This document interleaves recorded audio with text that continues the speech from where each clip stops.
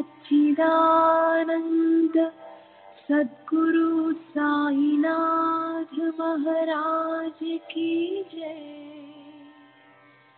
सद्गुरु श्री साईनाथुनि शरद बाबूजी की जय। సాయి వంటి దైవంబు లేడోయి లేడోయి, ప్రజలందరి నోట సాయి నామం పలకాలి, సర్వత్రా సాయి రూపం రంజిల్లాలి, ముజ్జగాలు సాయి మహిమతో ముప్పిరి గునాలి.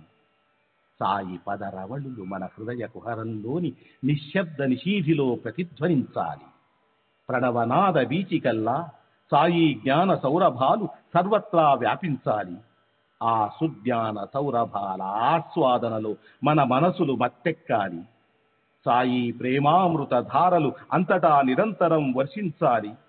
ఆ ప్రేమామృత ధారలలో తడుస్తూ, ఆ జ్ఞాన సౌరభాల మత్తులో ఆనందంగా నర్తిస్తూ సాయి వంటి దైవంబు లేడోయి లేడోయి అని అందరూ ఏకకంఠంతో గానం చేయాలి. అదే నా ఆశ, ఆశయం, ఆకాంక్ష. అదొక మధుర స్వప్నం. ఆ స్వప్న సాఫల్యం కోసం శ్రీ సాయినాథుని అనన్య ప్రేమతో, ఆర్ద్రతతో ప్రార్థించటమే మనం చేయగలిగింది, చేయవలసింది. శ్రీ బాబూజీ.